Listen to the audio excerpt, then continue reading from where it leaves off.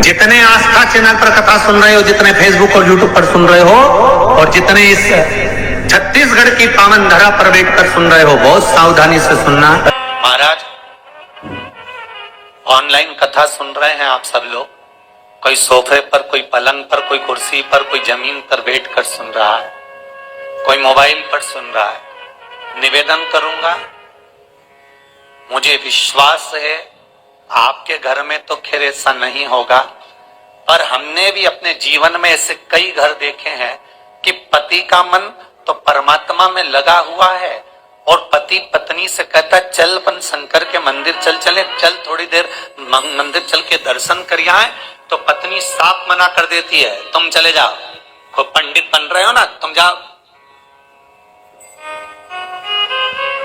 मेरे पास टाइम नहीं है।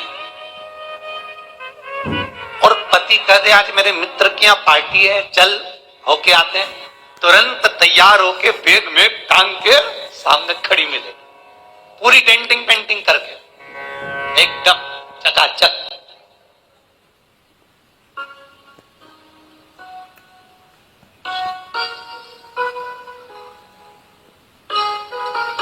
और ऐसे एक नहीं है, बहुत घर है महाराज, बहुत।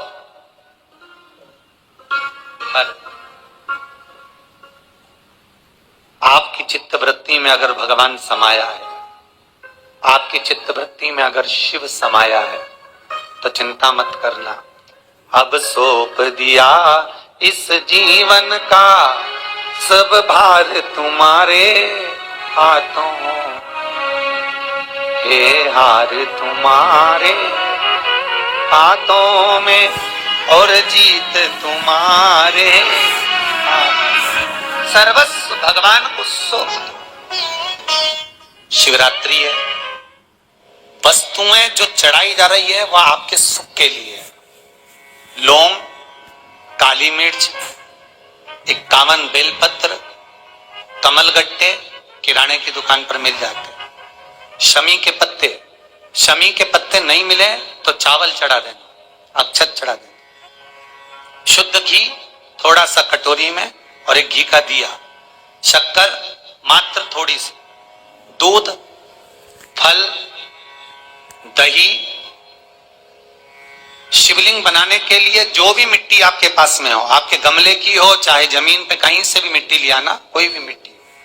सफेद पुष्प, 31 चावल के दाने पहले से गिन के रख लेना चढ़ाने के लिए, 11 इलायची पहले से गिनकर रख लेना, 2 जनेऊ शिव जी को चढ़ाने के लिए, धूप बत्ती, घी का दीपक, पूजा की थाली जिसमें चंदन अबीर गुलाल सब रखकर आप तैयारी कर लेना, चावल अबीर गुलाल, और आरती के लिए एक दिया अलग और पूजन के समय पर जलाने के लिए एक दिया अलग।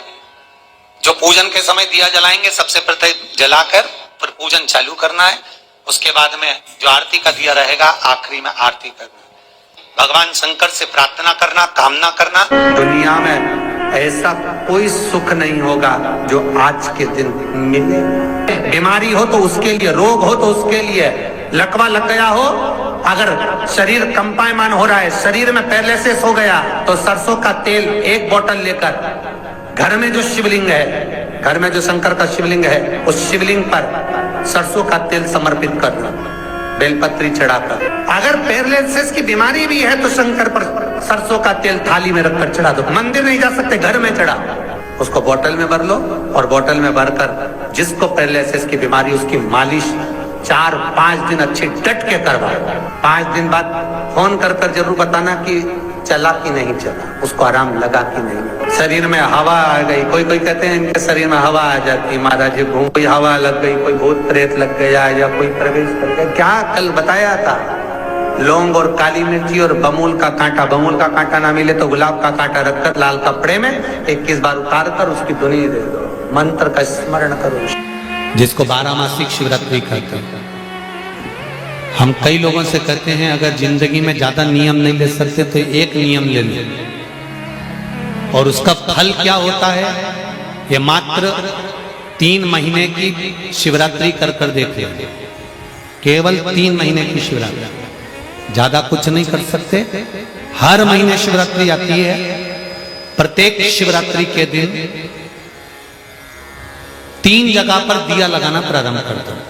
पहला, बेलपत्री के वृक्ष के नीचे। दूसरा, शंकर भगवान के मंदिर पर। तीसरा, आंवले के वृक्ष के नीचे। केवल ये 3 जगह पर दिया लगाना चालू कर दो। कौन से दिन?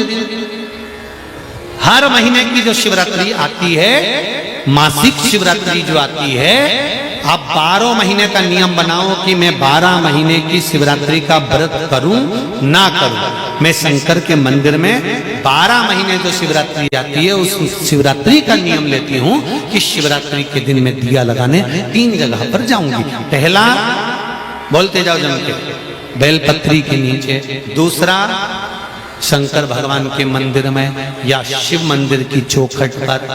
तीसरा, आंवले के वृक्ष के नीचे।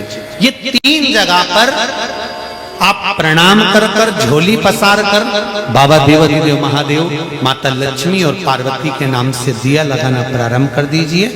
3 महीने की शिवरात्रि पूरी हो, ये निश्चित है अगला पत्र आपका इस जगह पर मिलेगा कि बाबा ने मेरा ये कार्य किया।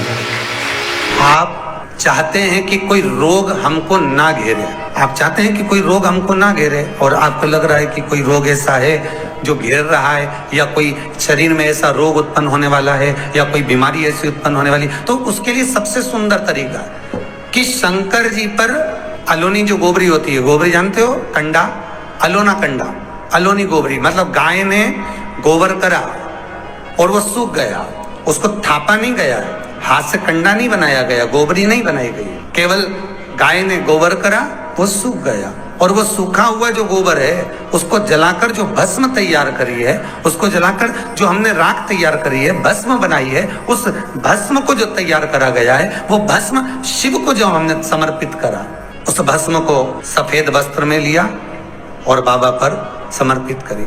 उसी भस्म को हम उठा कर लिया। और यदि आप भस्म नहीं चढ़ा सकते तो कभी विश्वनाथ जाएं तो वहां से भस्म लिया है, कभी उज्जैनी जाएं तो वहां से भस्म लिया है। उस भस्म को हम यदि अपनी नाभि से वक्ष स्थल के मध्य में त्रिपुंड लगा लेते हैं, जीवन में अगर आप मात्र 1 महीने में 1 बार भी त्रिपुंड अपने वक्ष स्थल के नजदीक में नाभि से ऊपर अगर लगा लेते हैं महाराज, तो ऐसा कोई बड़ा रोग आपकी जिंदगी में प्रवेश कर ही नहीं सकता। इस शरीर के अंदर, इस शरीर के अंदर भस्म में जो सुख है, भस्म का जो आनंद है, भस्म का जो रस तत्व है, उसको समझिए। एक परीक्षा में बैठने वाला व्यक्ति, एक परीक्षा में बैठने वाला लड़का लड़की, कोई एग्जाम में बैठ रहे हैं, कोई परीक्षा में बैठ रहे हैं और वो एग्जाम निकल नहीं रहा, तो गाय के दोनों सींगों के अग्रभाग, ऊपर का भाग, उसको हमारे यहां कैलाश पर्वत माना गया, उस पर शहद लगाकर, उसके अग्रभाग में शहद लगाकर बेलपत्री के मध्य भाग में उस सींग का शहद लेकर मध्य भाग में लगाकर शिवलिंग पर चिपका दीजिए सामने, और ओमकार का नाद कर कर उस पत्ते को निकाल लीजिए। उसका शहद मस्तक पर चंदन में घोल कर तिलक लगाकर परीक्षा में जाकर बैठिए। आप जितना याद कर कर गए हो, आपके सम्मुख में, आपके एग्जाम में वही आएगा जो आपने याद किया है, और आप उसको क्लियर कर सकते।